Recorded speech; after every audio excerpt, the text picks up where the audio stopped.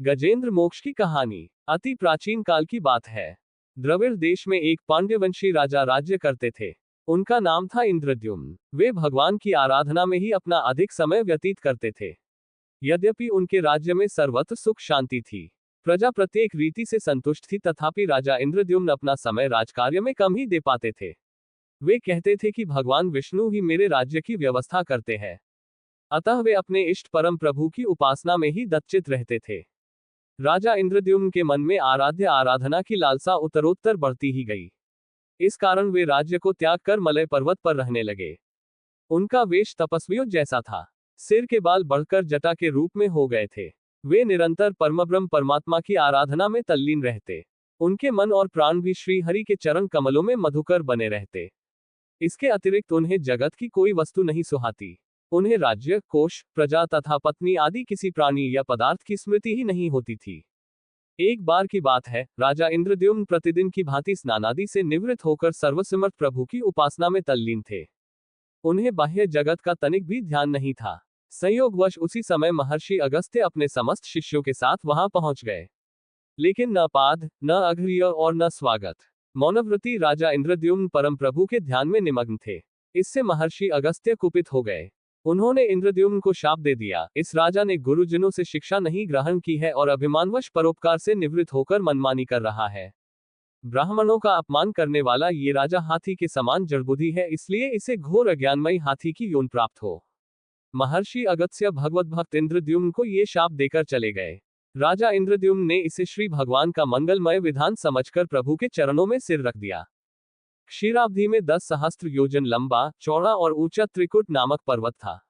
वह पर्वत अत्यंत सुंदर एवं श्रेष्ठ था। उस पर्वतराज त्रिकुट की तराई में ऋतुमान नामक भगवान वरुण का क्रीड़ा कानन था। उसके चारों ओर दिव्य वृक्ष सुशोभित थे। वे वृक्ष सदा पुष्पों और फूलों से लदे रहते थे। उसी क्रीड़ा कानन ऋतुमान के समीप पर्वत श्रेष्ठ त्रिकुट के गहन वन में हथनियों के साथ अत्यंत शक्तिशाली और अमित पराक्रमी गजेंद्र रहता था। एक बार की बात है, गजेंद्र अपने साथियों सहित तृषाधिक्य प्यास की तीव्रता से व्याकुल हो गया। वह कमल की गंध से सुगंधित वायु को सूंघकर एक चित्ताकर्षक विशाल सरोवर के तट पर जा पहुंचा। गजेंद्र ने उस सरोवर के निर्मल, शीतल और मीठे जल में प्रवेश किया।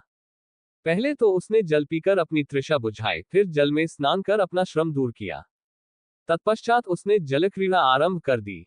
वह अपनी सूंड में जल भरकर उसकी फुहारों से हथिनियों को स्नान कराने लगा। तभी अचानक गजेंद्र ने सूंड उठाकर चीत्कार की।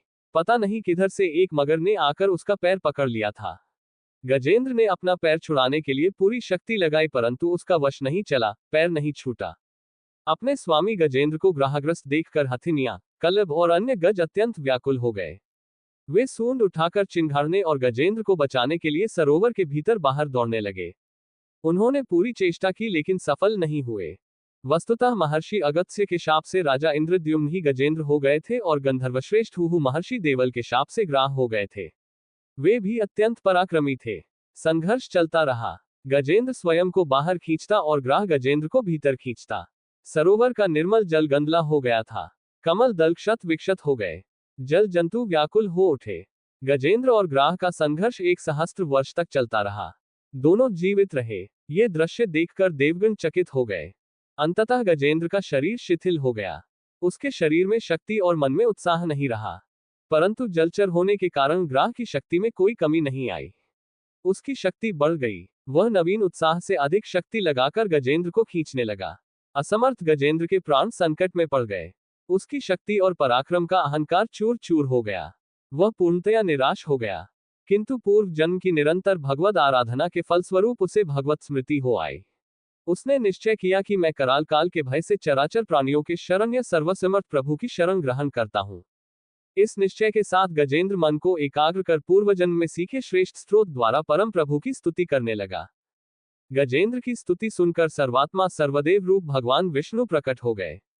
गजेंद्र को पीड़ित देखकर भगवान विष्णु गरुड़ पर आरूढ़ होकर अत्यंत शीघ्रता से उक्त सरोवर के तट पर पहुंचे। जब जीवन से निराश तथा पीड़ा से छटपटाते गजेंद्र ने हाथ में चक्र लिए गरुड़ारूढ़ भगवान विष्णु को तीव्रता से अपनी ओर आते देखा तो उसने कमल का एक सुंदर पुष्प अपनी सूंड में लेकर ऊपर उठाया और बड़े कष्ट से कहा, नारायण, जगत गुरु भगवान, आपको नमस्कार है। गजेंद्र को अत्यंत पीड़ित देखकर भगवान विष्णु गरुड़ की पीठ से कूद पड़े और गजेंद्र के साथ ग्राह को भी सरोवर से बाहर खींच लाए और तुरंत अपने तीक्ष्ण चक्र से ग्राह का मुंह फाड़कर गजेंद्र को मुक्त कर दिया।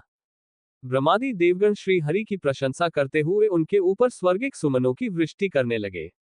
सिद्ध और ऋषि महर्षि परब्रह्म भगवान विष्णु का गुणगान करने लगे। ग्राह दिव्य शरीरधारी हो गया। उसने विष्णु के चरणों में सिर रखकर प्रणाम किया और भगवान विष्णु के गुणों की प्रशंसा करने लगा। भगवान विष्णु के मंगलमय वरद हस्त के स्पर्श से पाप मुक्त होकर अभिशप्त हुहु गंधर्व ने प्रभु की परिक्रमा की और उनके त्रिलोक्य वंदित चरण कमलों में प्रणाम कर अपने लोक चला गया। भगवान विष्णु ने गजेंद्र का उद्धार कर उसे अपना पार्षद बना लिया। गंधर्व, सिद्ध और देवगण उनकी लीला का गान करने लगे।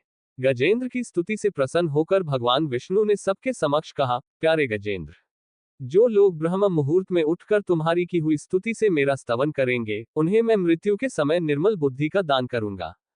ये कहकर भगवान विष्णु ने पार्षद रूप में गजेंद्र को साथ लिया और गरुडारूढ़ होकर अपने दिव्य धाम को चले गए।